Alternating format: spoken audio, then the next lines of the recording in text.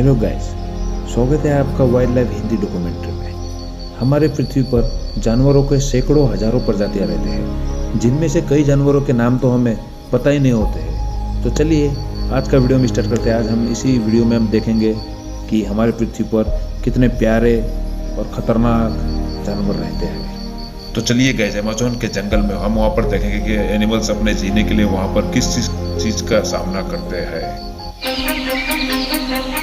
Amazon वर्षा one ये धरती के फेफड़े हैं। जहां तक नजर जाती है हरियाली ही हरियाली। दुनिया की सबसे ज्यादा ऑक्सीजन यहीं निकलती है।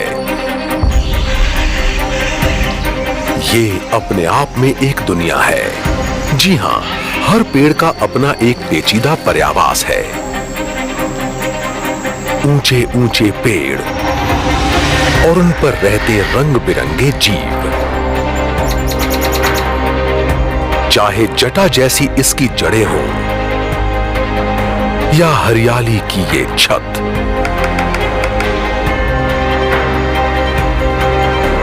ये आसरा देती है। यहीं ये जीव मिलन करते हैं, शिकार करते हैं और शिकार होते हैं। ये है जंगल की एक व्यस्त दुनिया, जहां है जिंदगी की गहमा गहमी, पर यहां सब जिंदा नहीं बचते।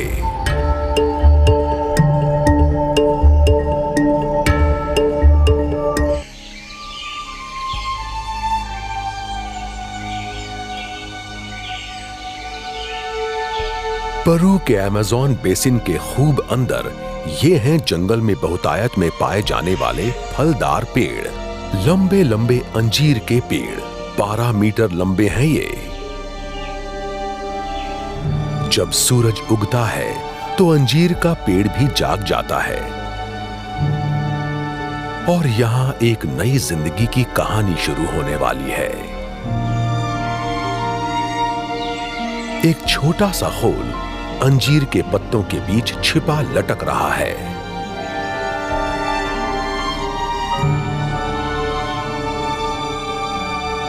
सूरज की किरणें छन छन कर आ रही हैं और ये खोल खुल गया है।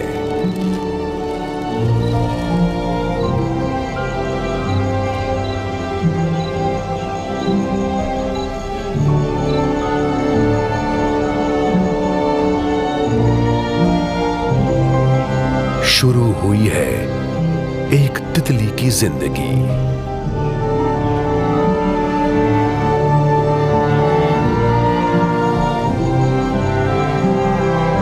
इसके पंख गीले और मुड़े हुए हैं। इसके रंग भी फीके से हैं।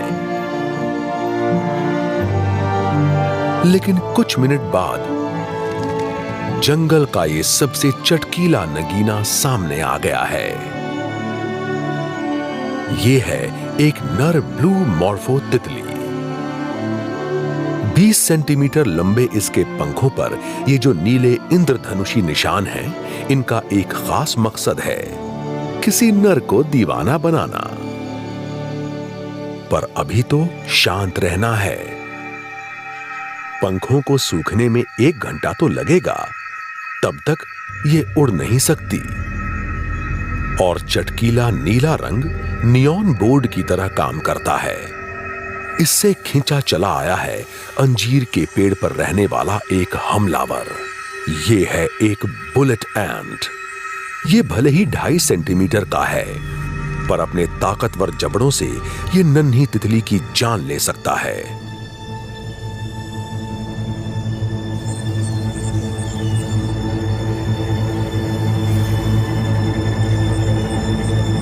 जान बचानी है तो उड़ जाओ।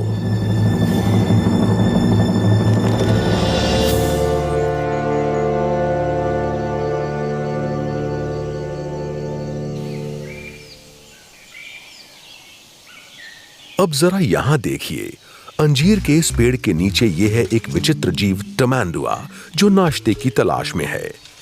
इसका नाश्ता है चींटियां। चींटियों को हम बहुत मामूली जीव समझते हैं, पर क्या आप जानते हैं कि ये वर्षावन के सबसे कामयाब जीवों में से एक हैं। अमेज़न पर जमीन पर रहने वाले जीवों का कुल 30% हिस्सा तो इनका ही है। एक पेड़ पर ही आपको इनकी 40 प्रजातियां तक मिल जाएंगी। इस टमांडुआ को देखिए, कितने मन से ये जुटा हुआ है। जिंदा रहने के लिए इसे रोजाना करीब 9000 चींटियों को खाना पड़ता है और इन तक पहुंचने के लिए ये जंगल की 3 किलोमीटर तक फैली जमीन में हर जगह मुंह मारता है तो कभी उलट पुलट कर देता है। ये कड़ी मेहनत करता है। इसके मुड़े हुए पंजे कहीं खुद इसे घायल ना कर दें, इसलिए ये अपने पैरों के सिरों पर चलता है।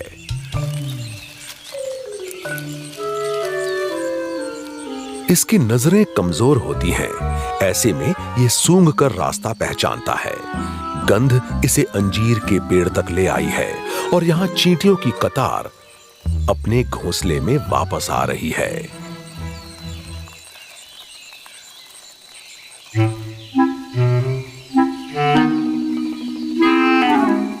यहां लंबे पंजे काम आते हैं।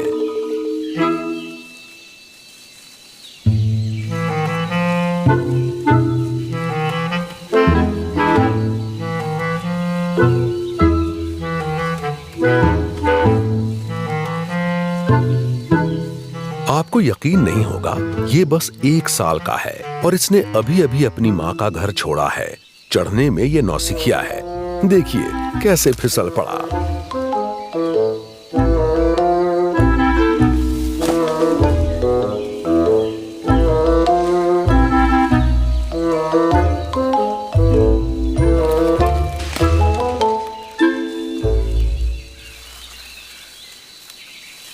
इसकी पूंछ में पकड़ होती है।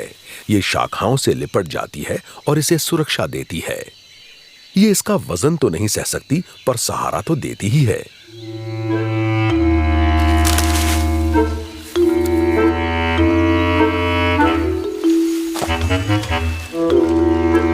पेड़ पर चढ़ना थकानदेह होता है।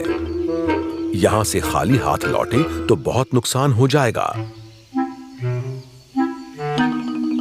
लेकिन चूंकि ये नौसिखिया है, इसलिए मुश्किल में पड़ गया है। चींटियों की कतार इससे खो गई है और ये इतना पस्त है कि आराम करने लगा है। इधर चींटियों को भनक तक नहीं है कि उनके घोंसले पर हमला होने वाला है। मजदूर चींटियां अंजीर के पेड़ पर चढ़ती जा रही हैं।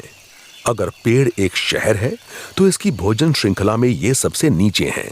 हर कोई इन पर हमला कर देता है।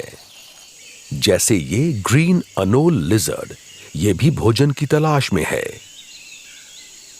ये आम छिपकली पेड़ों पर चढ़ना सीख गई है। इसके पैरों की उंगलियों में गोंद के पैड हैं जो खुरदुरी छाल पर चिपक जाते हैं और नुकीले नाखून इसे फिसलने से बचाते हैं। ये कीट पतंगों की दावत खूब उड़ाती है। सब कुछ ठीक रहा तो ये चींटियों का सफाया कर देगी, पर इसे और बड़ा शिकार मिल गया है। एक विशाल फॉरेस्ट वॉस्प जो चींटियों से 4 गुना ज्यादा बड़ा है और जाने कैसे इसके रास्ते में आ गया है।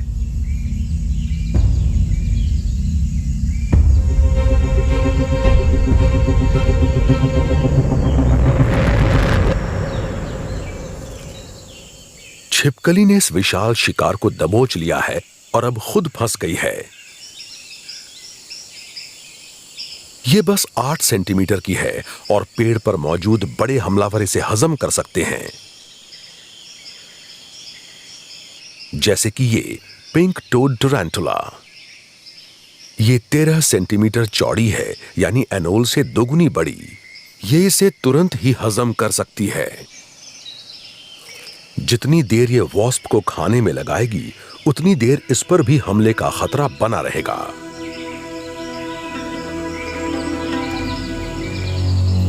आमतौर पर यह छद्म आवरण यानी आसपास के माहौल में नजर ना आने का सहारा लेती है, पर उसके लिए बिना हिले डुले एक ही जगह पर रुके रहना पड़ता है। अभी तो इसे वॉस्प से जूझना पड़ रहा है। ऐसे में एनोल ने बचाव का एक अनूठा तरीका आजमाया है।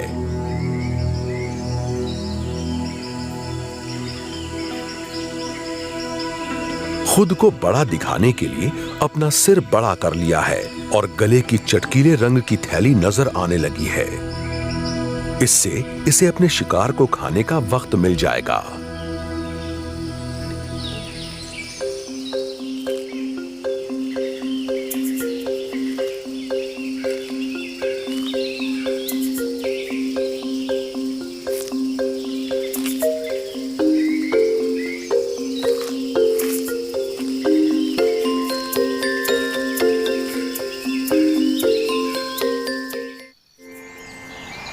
इसी पेड़ पर युवा टमैंडुआ खाने की तलाश में जुटा हुआ है।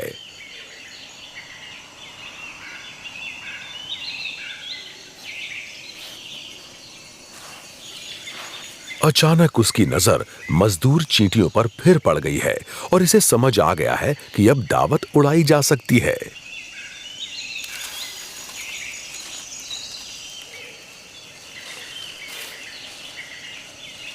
पीछा करता हुआ ये घोंसले तक जा पहुंचा है।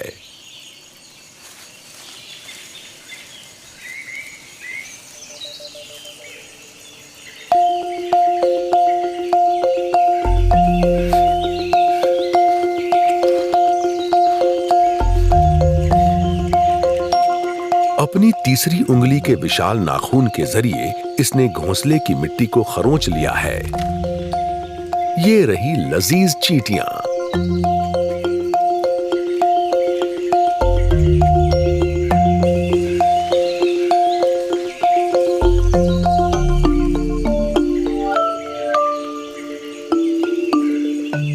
टमैंडुआ को स्ट्रॉ जितने संकरे मुंह का फायदा मिलता है। अपनी लंबी चिपचिपी जीभ से ये कीड़ों को अंदर खींच लेते हैं। इसने जल्दी से दावत उड़ा ली है। तब तक फौजी चींटियों को खबर लग गई होगी और इसे पता है कि उनका हमला बड़ा दर्दनाक होता है।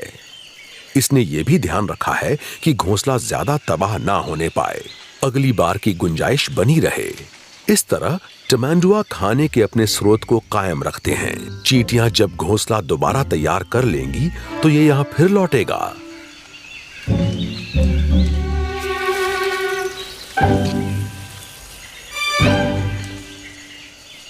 चींटियां उन गिने चुने कीड़ों में से हैं जो अंजीर के पेड़ के कोने कोने तक जाती हैं। पेड़ के शिखर पर भी चली जाती हैं। इन पेड़ों पर रहने वाले जीवों में से 60% जीव ये चींटियां ही हैं।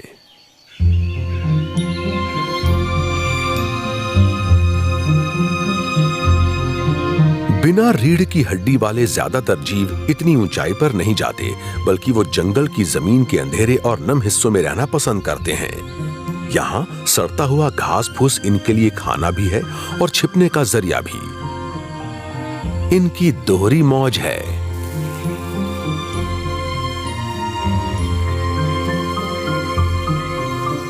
लेकिन जब जगह इतनी शानदार है तो इसमें खतरे भी हैं।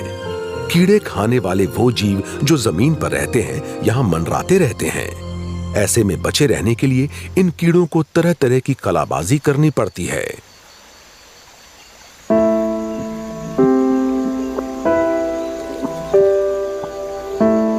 जैसे ये स्टिक इंसेक्ट, चिड़ियों, बंदरों, सरीसृपों, यहां तक कि मकड़ियों को भी इससे खूब प्रोटीन मिलता है।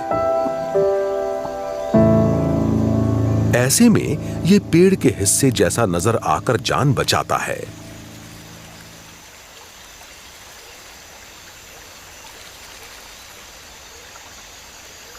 ज्यादातर हमलावर शिकार को उसके हिलने डुलने पर पहचानते हैं और बिना हिले डुले स्टिक इंसेक्ट पड़ा रहता है, पहचान में नहीं आता।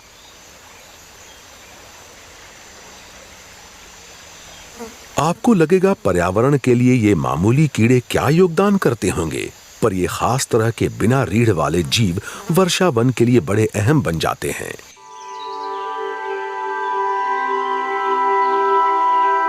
पेड़ों की घनी छत भूमध्य रेखा वाली ज्यादातर धूप को रोक लेती है। जंगल के निचले हिस्सों तक 5% से भी कम धूप पहुंचती है। स्टिक इंसेक्ट इस कमी को पूरा कर देते हैं। वैज्ञानिक इसे कहते हैं डोमिनेंट लाइट गैप हर्बीवोर्स, क्योंकि ये एक दिन में करीब 20 वर्ग सेंटीमीटर के दायरे में पत्तियों को खा जाते हैं। ये भले ही ज्यादा ना लगे, लेकिन पत्तियां काटने वाले कीड़े मकोड़े और पत्तियां खाने वाले स्तनपाई जैसे टपियर और स्टिक इंसेक्ट बड़ी तादाद में जमीनी हरियाली को सफा चट कर जाते हैं।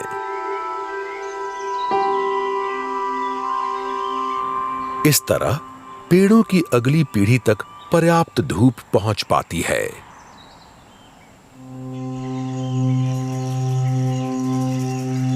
अमेज़न में बीजों को भी इसी तरह से मदद मिलती है। जंगल की जमीन तक बहुत कम रोशनी पहुंचती है।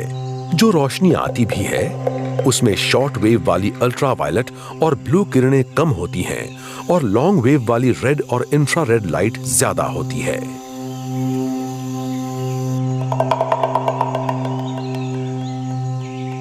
इतने घने जंगल में पौधों की ज्यादातर प्रजातियों ने खुद को कम रोशनी के लिए ढाल लिया है, लेकिन फोटोसिंथेसिस के लिए इन्हें जूझना पड़ता है।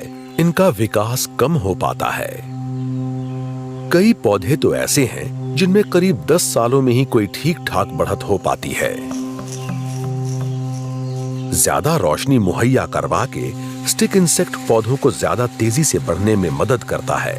इस तरह इनका अपना खाना भी ज्यादा तैयार होता है, यानी कुदरत अपना इंतजाम खुद करती है। स्टिक इंसेक्ट की तरह कई कीड़े वातावरण में घुलने मिलने के लिए हर मुमकिन कोशिश करते हैं, जबकि अभी अभी पैदा हुई ब्लू मॉर्फो के बदन पर मौजूद इंद्रधनुषी नीला रंग इसका उल्टा करता है। करीब 2 हफ्तों तक ये कोश के अंदर बंद रही और अब इसे भूख लगी है। इसे खाना ढूंढना होगा। अंजीर के पेड़ ने इसके कोश को हिफाजत दी थी और अब वो इसे खाना दे रहा है।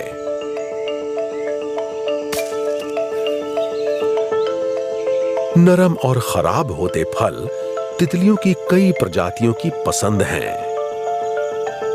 ये प्रोबोसिस नामक एक खोखली नली के सहारे भोजन लेती हैं। सड़ते हुए फल का रस चूसती हैं। अगर फल मौजूद ना हो तो तितलियां जमीन के गीले हिस्सों से नमी चूस लेती हैं। पर जंगल की जमीन पर आने का मतलब है हमलावरों की पहुंच में आना।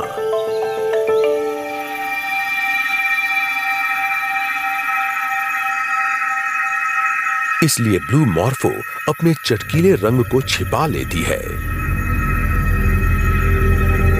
पंखों के निचले हिस्से में ये भूरे से मामूली रंग पत्तियों के कचरे में गुम होने में इसकी मदद करते हैं। इस तरह तितली शांति से अपना भोजन कर सकती है। अगर कोई हमलावर इसे ध्यान से देख भी ले तो ब्लू मॉर्फो के पास बचाव का एक चालाकी भरा उपाय भी है। इसके पंखों पर ये खुली आंखों जैसे धब्बे देखिए। ये हमलावर का ध्यान उसके महत्वपूर्ण अंगों से दूर हटा देते हैं। वो बस पंखों पर ये धब्बे ही देख पाते हैं। लेकिन बचाव का सबसे अच्छा उपाय तो भाग जाना ही है।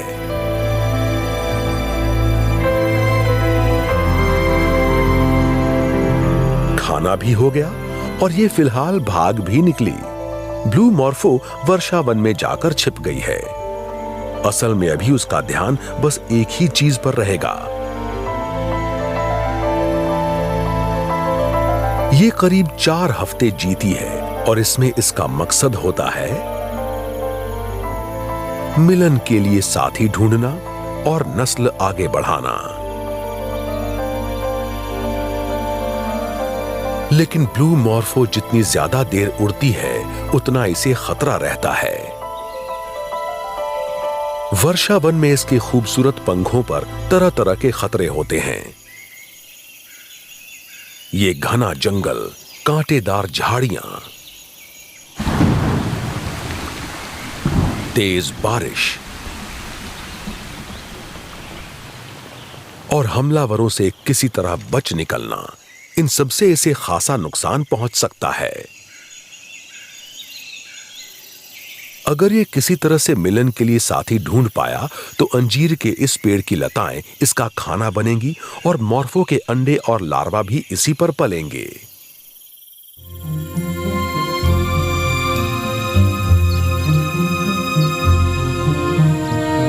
वैसे अंजीर के पेड़ पर तरह तरह के कीड़े पलते रहते हैं। इनमें से ज्यादातर दिन में सक्रिय रहते हैं।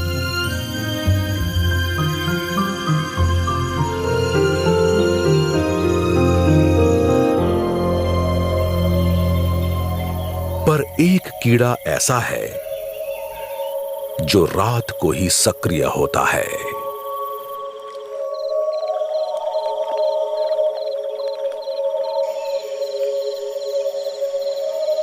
सूरज डूबने के बाद झिंगुर और टिड्डों का रिश्तेदार केटीडिड बाहर निकलता है।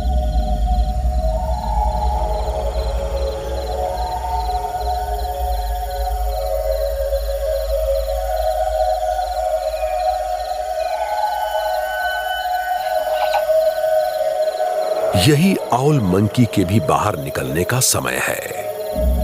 ये वर्षावन के इकलौते निशाचर बंदर हैं। अंधेरे में देखने के लिए इनकी आंखें बड़ी हो गई हैं। इनकी आंखों में काफी लाइट सेंसिटिव रॉड्स और कुछ कलर सेंसिटिव कोन्स होते हैं, इसलिए अंधेरे में जंगल में होने वाली हर छोटी सी हरकत को ये पहचान लेते हैं। केटीडिड को पता नहीं कि उस पर हमलावर की निगाह है। ये बच गया तो इसकी किस्मत। हालांकि यहां आउल मंकी इकलौता खतरा नहीं है।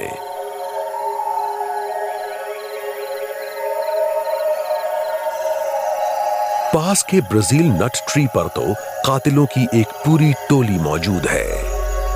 इसकी जड़ों पर एक बहुत खास तरह की मकड़ी रहती है। हालांकि ज्यादातर मकड़ियों को अकेले रहना पसंद है, पर इसे बिल्कुल नहीं।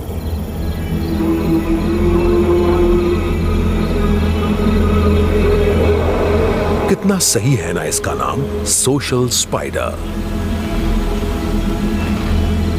ये बस 6 मिलीमीटर लंबी होती है और हजारों की तादाद में रहती है।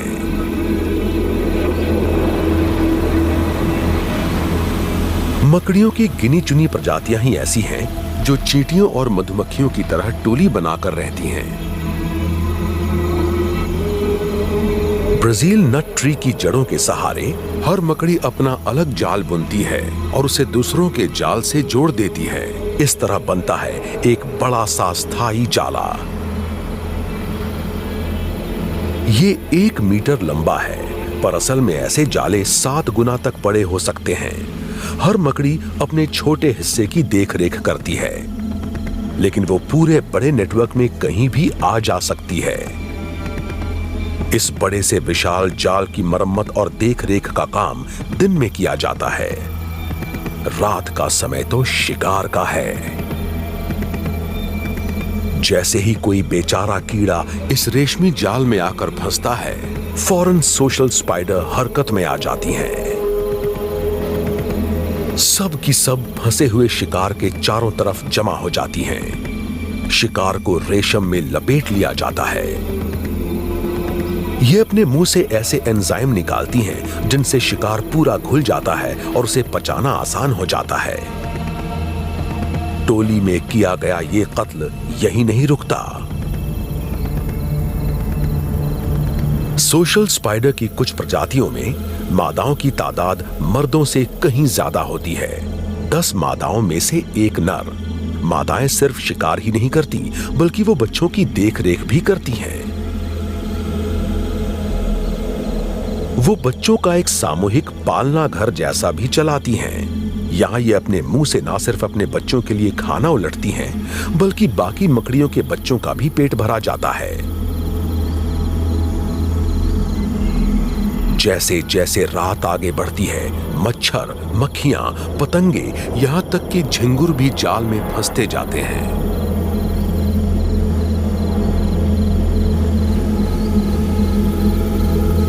निशाचर केटीडिड ने कलियों और पत्तियों को सफाचट कर दिया है और अब वो खतरनाक तरीके से मकड़ियों के बिछाए मौत के शिकंजे की तरफ बढ़ रहा है।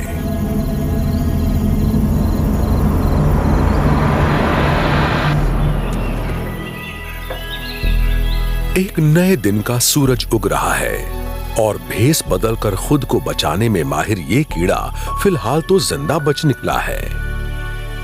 ये केटीडिड अंजीर के पेड़ पर लौट आया है और अब तो इसे 12 घंटे बस आराम ही करना है, दिन यानी आराम।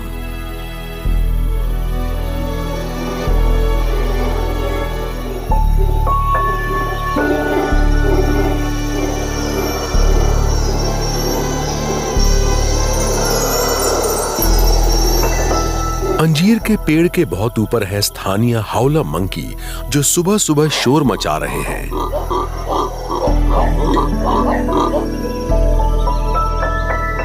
ये धरती पर सबसे ज्यादा शोर मचाने वाले इलाकाई जानवर हैं। इनकी गूंज 5 किलोमीटर दूर तक सुनाई पड़ती है।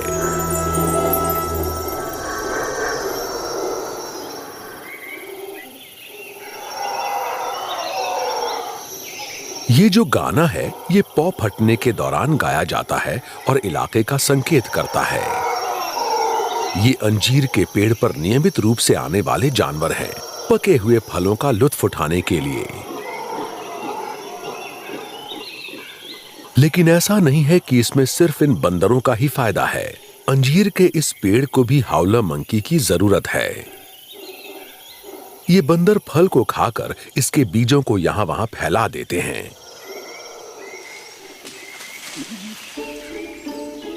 पेड़ों की छत से लेकर थोड़ी कम ऊंचाई तक का हिस्सा इन बंदरों के लिए किराने की दुकान जैसा है। सबसे ज्यादा फल इसी हिस्से में उगते हैं और सबसे ज्यादा बंदर भी यहीं आते हैं।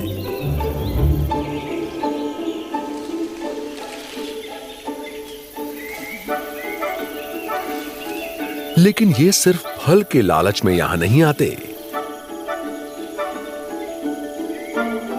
पेड़ के तने पर ऊपर से नीचे तक ये जो छेद आपको नजर आ रहे हैं, ये शहरी कॉफी हाउस की तरह हैं। रोज सुबह इनमें पेड़ का मीठा जोश देने वाला रस भर जाता है। दुनिया के सबसे छोटे बंदर की ये पसंदीदा खुराक है। ये इतने नन्हे हैं कि इंसान की हथेली में समा जाएं। ये है पिग्मी मार्मोजेट्स। ये महज 100 ग्राम के होते हैं, पर इनके पंजे और दांत बड़े धारदार होते हैं ताकि रस के लिए ये छेद बना सकें। ऐसे छेद बन जाएं तो इनसे हमेशा ये पोषक रस मिलता रहता है। यही नहीं, मार्मोजेट अंजीर की गोंद और इसका रेजिन भी खाते हैं, साथ ही इसकी छाल पर मिलने वाले कीड़े मकोड़े भी। ये जो नन्हे बंदर हैं, ये इस पेड़ पर इतने ज्यादा निर्भर हैं कि इससे ज्यादा दूर नहीं जाना चाहते। हां, अगर इसका रस खत्म होने लगे तभी ये दूर जाते हैं।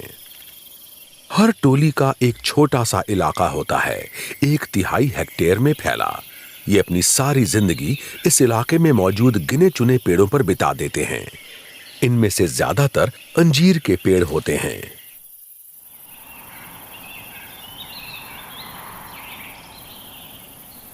इस वर्षा वन में अंजीर की 100 से ज्यादा प्रजातियां उगती हैं। इनमें से कुछ तो लाखों साल पुरानी हैं और इन्हें खाकर स्तनपायी जीवों और पक्षियों की 1000 से ज्यादा प्रजातियां जिंदा रहती हैं। ऐसा कोई दूसरा ट्रॉपिकल फल नहीं है। एक ही जंगल में अंजीर की इतनी प्रजातियां होने का मतलब यह है कि सभी फल एक साथ नहीं पकते और खतरे में पड़ी एक प्रजाति के लिए यह अच्छी बात है।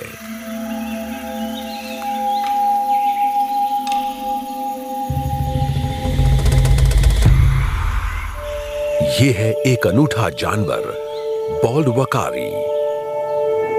अजीब भले दिखे, पर इसका ये लाल चेहरा दिखाता है कि ये एकदम सेहतमंद है और ये खुशी की बात है। अमेज़न में जो बंदर रहते हैं, उन्हें मलेरिया और खून पर पलने वाले परजीवी अक्सर घेर लेते हैं। जब किसी बॉल्ड वकारी को बीमारी हो जाती है तो वो पीला पड़ जाता है। अगर इसका चेहरा चटकीला लाल है तो इसका मतलब ये सेहतमंद है और मिलन के लिए साथी तो ऐसा ही चुस्त दुरुस्त होना चाहिए। लेकिन परजीवियों वाली बीमारियां कुछ को तो लग ही जाती हैं। इसके अलावा इनके इलाकों का सिकुड़ते जाना और गैर कानूनी शिकार, इन सब की वजह से बॉल्ड वकारीज की तादाद लगातार कम होती चली गई है और अब ये खतरे में बड़ी प्रजाति बन गए हैं। वकारीज के पास एक कुदरती खासियत होती है जो जिंदा रहने में इनकी मदद कर सकती है और वो है इनके बहुत ही मजबूत जबड़े।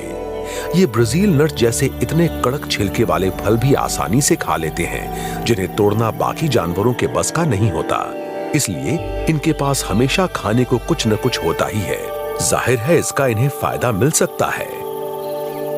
हाउला मंकी की तरह अंजीर का पेड़ इनके लिए किराने की दुकान जैसा नहीं है, ये उनका घर भी है। इस पेड़ और पास पड़ोस की शाखाएं इनकी टोली का इलाका बन गई हैं। इस टोली में करीब 100 मादाएं, बच्चे और मुखिया नर होते हैं। खाने की तलाश में निकलते हुए ये छोटी छोटी टोलियों में बंट जाते हैं, पर बाद में अपने बड़े समूह में वापस आ जाते हैं। बंदरों की कई प्रजातियों में सामाजिक हैसियत के नियम सख्त होते हैं ताकि टोली सही तरीके से कायम रहे। एक दूसरे की इस तरह देखभाल करने से प्यार बढ़ता है।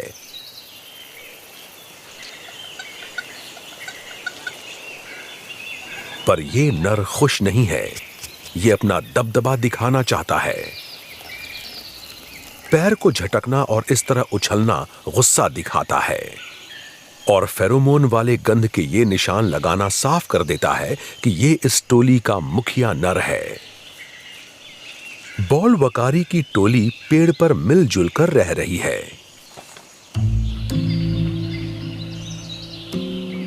और पास के ताड़ के पेड़ पर रह रहा है एक बहुत ही सुस्त जीव। ये है टू टोड स्लॉथ। बंदरों की तरह ये भी अपनी सारी जिंदगी पेड़ों पर बिताता है, लेकिन इसके सबसे करीबी रिश्तेदार हैं एंटीटर और आर्मडीलो। वर्षावन में स्लॉथ जैसा सुस्त जीव और कोई नहीं है। इसे फुर्ती की जरूरत भी क्या है, इसका खाना यहां भरपूर है, वो भी पहुंच में।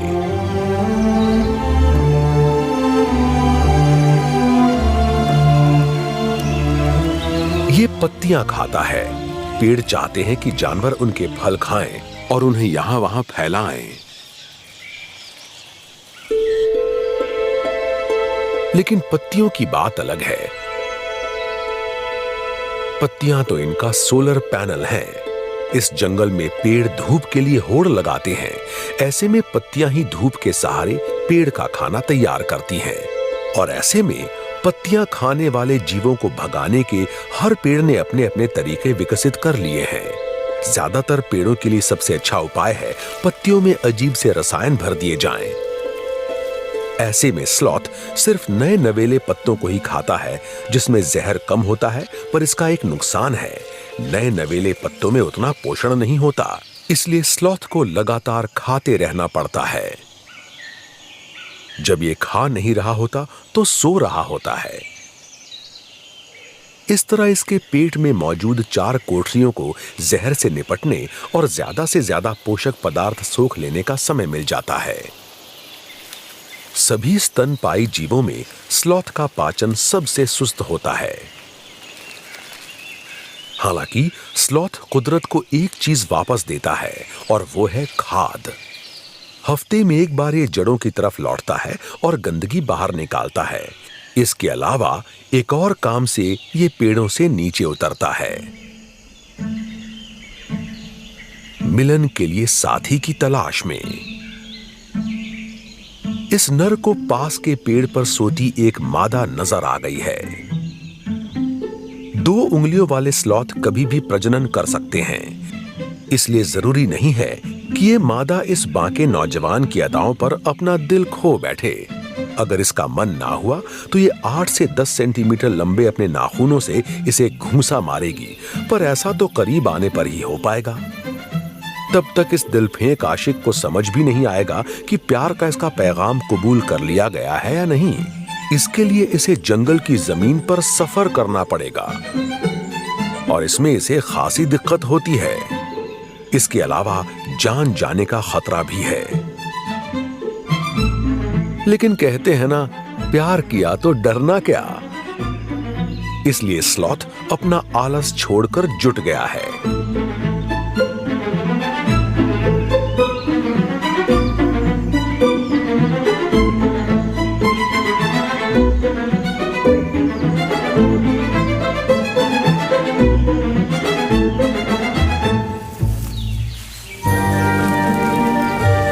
जमीन पर उतरने के बाद ये सूंघने की अपनी काबिलियत के सहारे पेड़ का रास्ता ढूंढता है। इसकी रफ्तार 2 मीटर प्रति मिनट तक हो सकती है, लेकिन सिर्फ चढ़ने में। जमीन पर तो ये एकदम सुस्त ही रहता है, सुस्त नंबर 1। लेकिन प्यार ने इसे कुछ ज्यादा ही जोश दिला दिया है। जिस रफ्तार से ये बढ़ रहा है, आमतौर पर किसी स्लॉथ में नहीं देखी जाती ऐसी रफ्तार। ये सच है कि इतनी रफ्तार से जंगल की जमीन तो जल्दी पार हो जाएगी, लेकिन ये बेचारा जल्दी ही थक कर पस्त भी हो जाएगा। यहाँ आराम करना जानलेवा हो सकता है, इसलिए आगे बढ़ना मजबूरी है। बेचारा इतनी मेहनत कर रहा है, पर पक्का नहीं है कि जिस हसीना पर ये मर मिटा है वो इसे घास भी डालेगी। पर वो कहते हैं ना, कोशिश करने वालों की हार नहीं होती।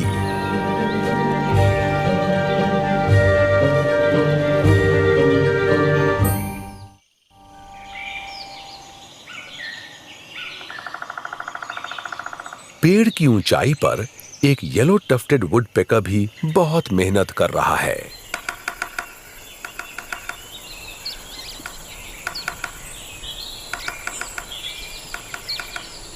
ये अपने लिए एक घोंसला बना रहा है, अपने साथी के लिए भी।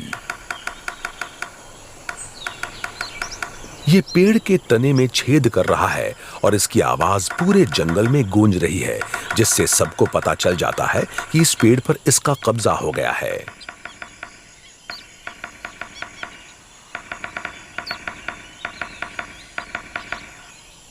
वुडपेकर की खोपड़ी में स्पंज जैसी हड्डी होती है, जो इतनी जोरदार ड्रिलिंग का झटका सह लेती है।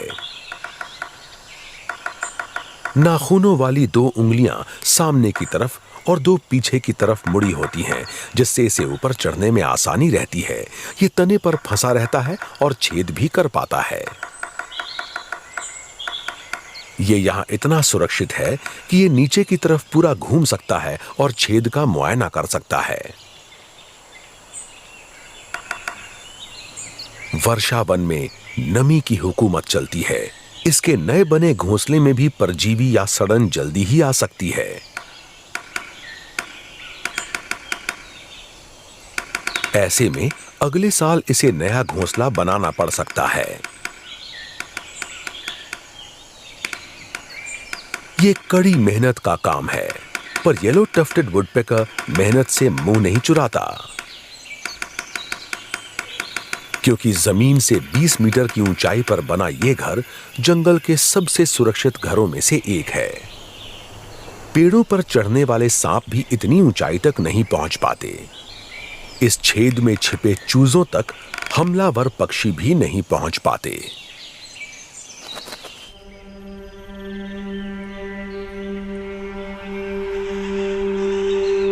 अंजीर के पेड़ पर वर्षा वन का एक सबसे रंगीन पक्षी घोंसला बना रहा है।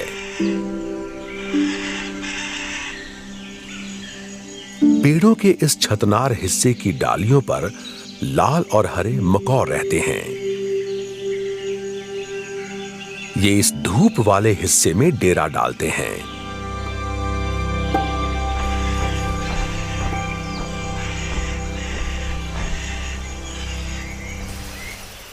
मकौ का जोड़ा जिंदगी भर चलता है, पर ये 10 से 30 की टोली में रहते हैं।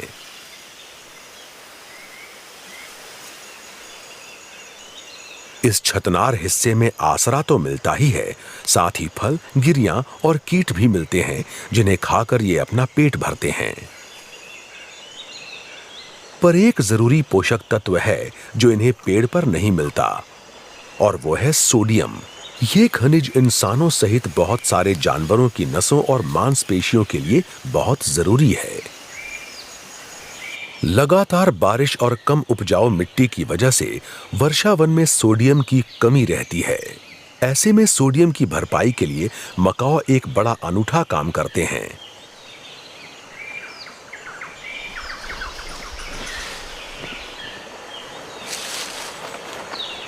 ये मिट्टी खाते हैं।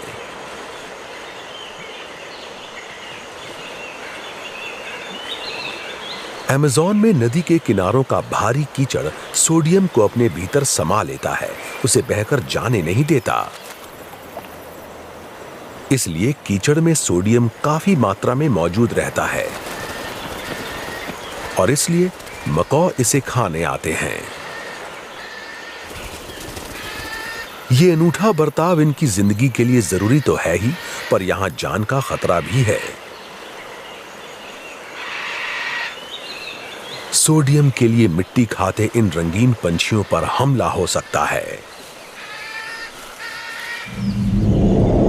हार्पी ईगल और हॉक ईगल जैसे शिकारी पंछी चाहे जितनी ऊंचाई पर हों, पर इनकी तेज निगाहें खतरनाक होती हैं। इसलिए टोली में रहने में फायदा है। जितने ज्यादा साथी होंगे, खतरों के लिए उतनी निगाहें चौकन्नी रहेंगी। मकौज तकरीबन तब तक इंतजार करते हैं जब तक कि करीब 300 साथी आसपास के पेड़ों पर जमा ना हो जाएं। इसके बाद ये गश्त लगाते हैं और हमलावरों की मौजूदगी का पता लगाते हैं। जब पूरी तसल्ली हो जाती है, तभी ये मिट्टी खाने नीचे उतरते हैं। कुछ मकौ निगरानी करते हैं, जबकि बाकी मिट्टी खाते हैं। इस तरह खतरे पर निगाहें बनी रहती हैं और सबकी बारी भी आ जाती है।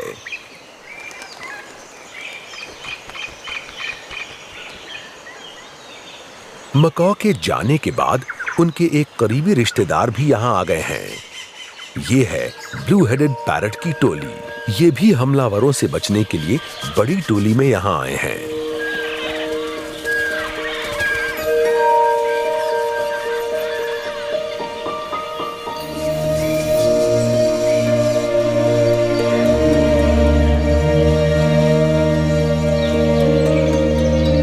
जब तक जंगल के ये रंगीन तोते दावत उड़ा रहे हैं, चलिए हम चलें टू टोड स्लॉथ के पास, जो सही सलामत अपनी मंजिल पर पहुंच गया है।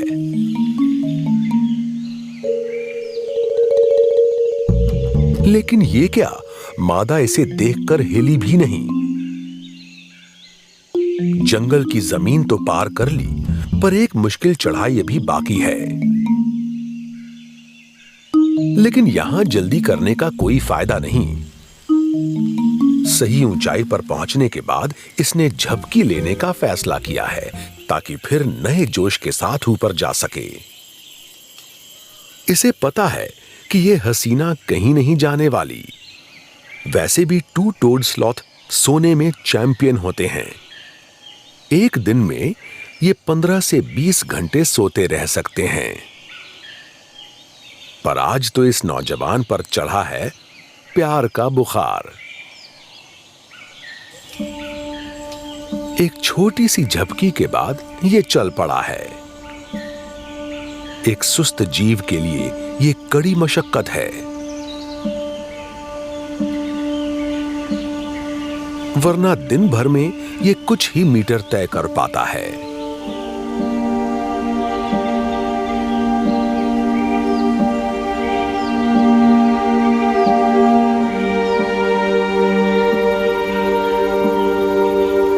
धीरे धीरे ये अपनी होने वाली प्रेमिका की तरफ बढ़ रहा है। पता नहीं वो क्या फैसला लेगी। मादा ने इसे देखा।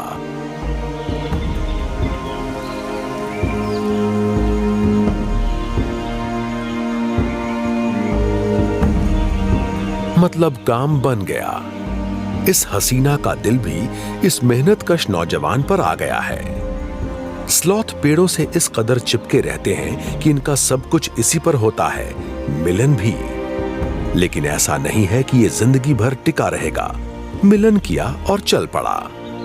10 महीनों में ये मादा इसी पेड़ की ऊंचाई पर एक बच्चे को जन्म देगी। स्लॉथ के लिए ये पेड़ सब कुछ है। खाना, रहना, मिलन, बच्चे पालना, सब कुछ यहीं।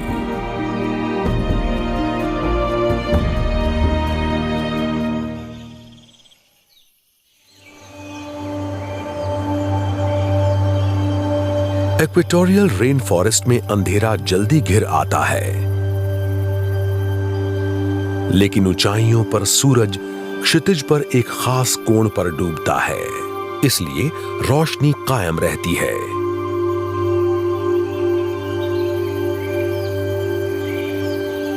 लेकिन यहां इक्वेटर के करीब सूरज क्षितिज के सामने लंबवत डूबता है, इसलिए सूरज जल्दी डूब भी जाता है और अंधेरा भी जल्दी छा जाता है।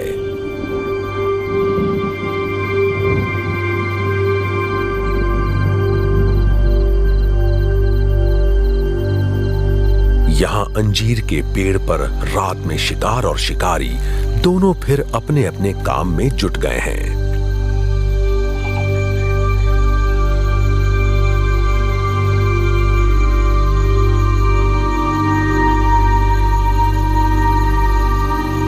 एक ब्लंट हेड स्नेक पेड़ के निचले हिस्से पर मेढकों के शिकार के लिए आ गया है। ज्यादातर सांपों के उलट इसकी निगाहें तेज होती हैं।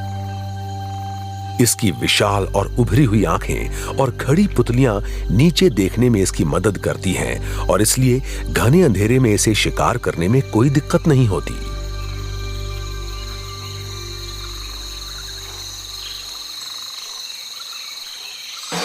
यहां रहने वाले कुछ बाशिंदे रात में भी काम करते हैं, पर कहते हैं कि रात में अंजीर का ये पेड़ सो जाता है। इसकी डालियां करीब 10 सेंटीमीटर झुक जाती हैं। रात में फोटोसिंथेसिस भी बंद हो जाता है। सारे पेड़ों की तरह अंजीर का पेड़ सांस छोड़ने का काम करता है। वो वातावरण में कार्बन डाइऑक्साइड छोड़ता है। सुबह होते ही अमेज़न के 300 अरब पेड़ों के साथ साथ अंजीर का ये पेड़ भी जाग जाता है और दुनिया के लिए ऑक्सीजन बनाने में जुट जाता है। इस पेड़ पर रहने वाले जानवरों की जिंदगी इसके इर्द गिर्द चलते रहने वाला एक अंतहीन नाटक है।